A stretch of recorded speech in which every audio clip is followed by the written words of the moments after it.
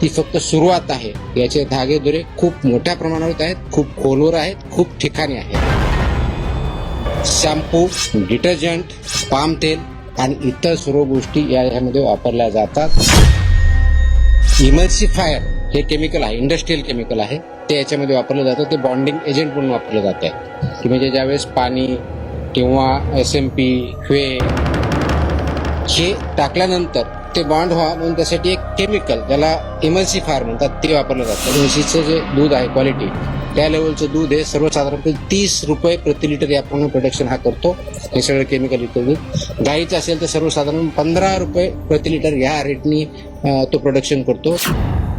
गेल्या काही दिवसामध्ये वेगवेगळ्या आपण ज्या कारवाया करतोय, तर त्याचाच एक भाग म्हणून आपल्या पाठीमागे बोललो होतो की दूध भेसळ आणि केमिकल युक्त दूध हे बनवण्याचे प्रकार महाराष्ट्रामध्ये आम्हाला काही ठिकाणी अशा माहिती भेटत होत्या. गेल्या 2 दिवसापासून रादर 4 तारखेच्या रात्रीपासून याच्यावरती आम्ही एक मोठी इन्व्हेस्टिगेशन चालू केलेली आहे.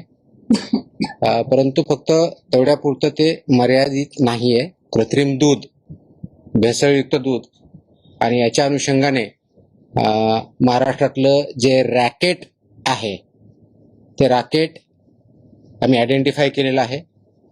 त्याच्यावरती अभ्यास केलेला आहे आणि आता ते रॅकेट उद्ध्वस्त करण्याच्या दृष्टीनं पहिलं पाऊल गेल्या 2 दिवसापासून आम्ही टाकत आहोत.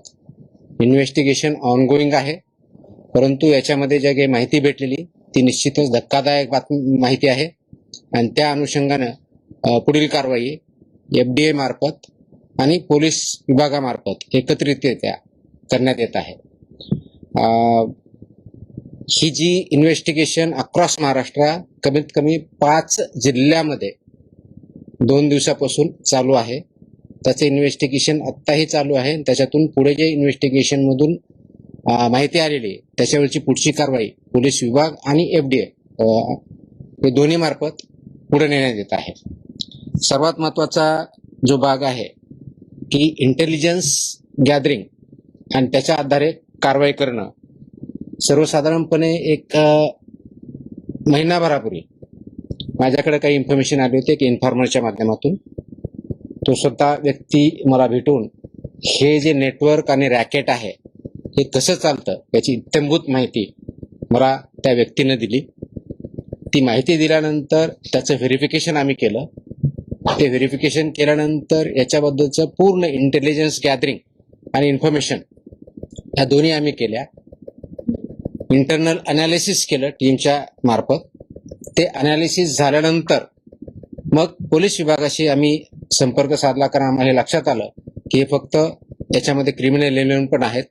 त्यासाठी पोलिसांची मदत आपल्याला लागणार आहे. म्हणून मी स्वतः महाराष्ट्राचे पोलीस महासंचालक श्री सदानंद दाते यांच्याशी संपर्क साधला. त्यांनी एक पूर्ण टीम यासाठी असाइन केली. त्यांनी हे काम पोलीस विभागामार्फत कोऑर्डिनेट करण्यासाठी पुणे ग्रामीणचे SP संदीप सिंग गिल यांना त्यामध्ये निर्देश दिले. तिथून पुढे पुणे ग्रामीणचे SP आणि माझी टीम यांच्यामध्ये जे कोऑर्डिनेशन होत होतं त्या अनुषंगाने आवश्यक त्या परमिशन, आवश्यक ती स्टेप्स, माहिती काढणं चालू झालं. ज्या व्यक्तीवरती, रॅकेटवरती संशयित होते त्यांच्यावरती वॉच ठेवण्यात आला. वॉच सुरू झाल्यानंतर त्याच्या मूवमेंट टॅप करण्यात आल्या. मूवमेंट टॅप करण्यात आल्यानंतर जो इनपुट आला आणि त्याच्यावरती रेड हँडेड आम्हाला त्याच्यामध्ये पकडायचं होतं ती माहिती आली. आणि हे ऑब्झर्व करत असताना जो प्रॉडक्ट डिलिव्हर करायचा होता, जे केमिकल आणि इतर गोष्टी डिलिव्हर करण्यासाठी तो व्यक्ती त्या ठिकाणी जात होता, त्यावेळेस आम्हाला माहिती भेटली. त्याचं व्हेरिफिकेशन झालं आणि जॉईंट टीमनी हे जे नेक्सस आहे ते उद्ध्वस्त करण्यासाठी पावलं टाकली.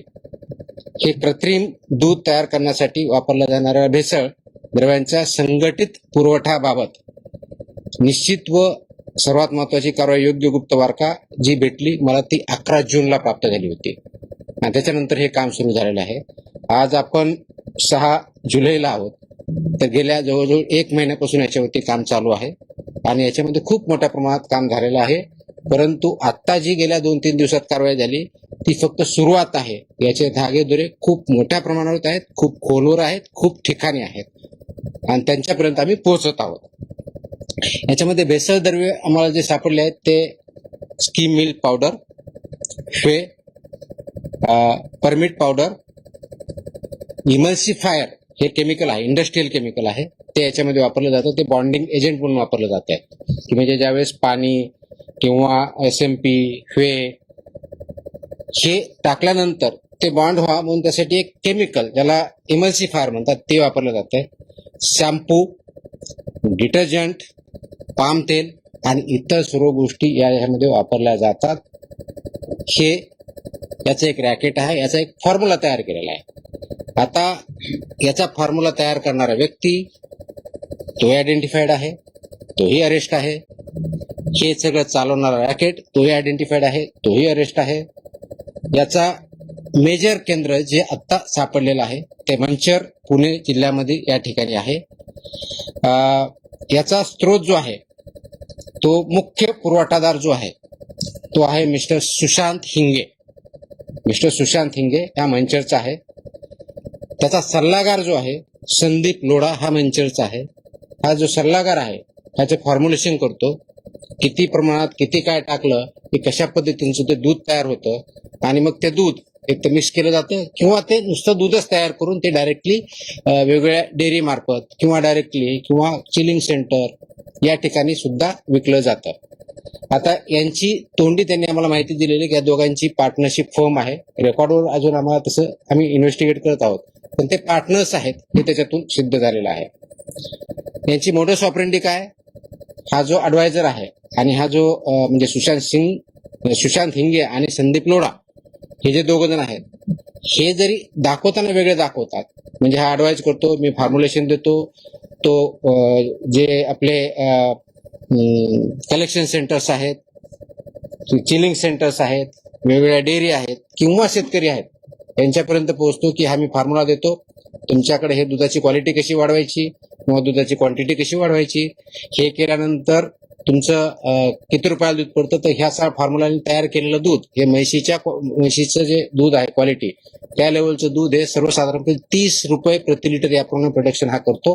हे सगळं केमिकल युक्त दूध. गाईचं असेल तर सर्वसाधारण 15 रुपये प्रति लिटर या रेटनी तो प्रोडक्शन करतो आणि गाईचा रेट आता बघितलं 40च्या आसपास आहे. म्हशीच्या दुधाचा रेट ऑलमोस्ट 60+ आहे. म्हणून त्याच्यामध्ये ऍड करून ते वेगवेगळ्या डेअरी मार्फत, चिलिंग सेंटर मार्फत, कलेक्शन सेंटर मार्फत हे मार्केटमध्ये आणलं जातं आणि लोकांपर्यंत ते पोहोचवलं जातं. यांची कार्यपद्धती जी आहे शेतकऱ्यापर्यंत डायरेक्टली पोहोचणं, त्यांना विकणं ही एक आहे. म्हणजे फॉर्म्युला प्लस मटेरियल.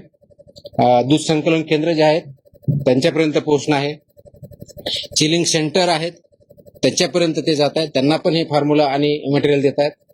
मोठे पॅकिंग केंद्र आहेत. त्याच्यानंतर भेसळ द्रव्यांचा पुरवठा हिंगे हे करतात, यांच्यामार्फत होतो.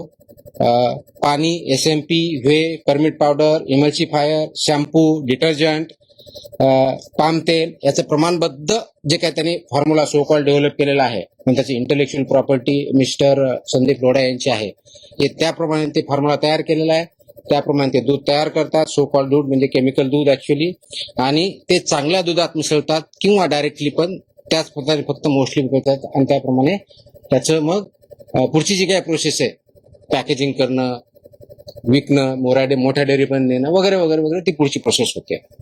आता सध्या जी आतापर्यंत व्याप्ती आहे ती 5 जिल्ह्यापर्यंत प्रथम दर्शनी आम्हाला आढळलेली. त्याच्यामध्ये पुणे, सोलापूर, अहिल्यानगर, जालना, ठाणे आणि 6वा जिल्हा सुद्धा त्याच्यात ऍड झालेला आहे, तो आहे जळगाव. आणि आत्ताच आज दुपारपर्यंत पुढच्या वेगळा एक जिल्हा ऍड झालेला आहे, तो आहे धाराशिव. आतापर्यंत आम्ही 7 जिल्ह्यापर्यंत पोहोचलोय. तिथल्या इन्व्हेस्टिगेशन फर्दर चालू आहेत. इन्व्हेस्टिगेशन आता दोन्ही लेवलला चालू आहे. पोलीस लेवलला जे कस्टडीमध्ये घेतलेले आरोपी आहेत 13 त्यांचं इन्व्हेस्टिगेशन चालू आहे. त्यांच्या मदतीसाठी टेक्निकल टीम आमची लागणार आहे. त्याच्यामुळे 3 ऑफिसर आम्ही तिथे डिप्लॉय केलेले आहेत. आणि वेगवेगळ्या जिल्ह्यात आम्हाला जी इन्फॉर्मेशन भेटली आहे, आमचे जे FBOs आहेत, फूड बिझनेस ऑपरेटर, चिलिंग सेंटरवाले, कलेक्शन सेंटर्सवाले, स्कीम मिल्क पावडर जे आहेत किंवा शेतकरी यांच्यापर्यंत पोहोचले.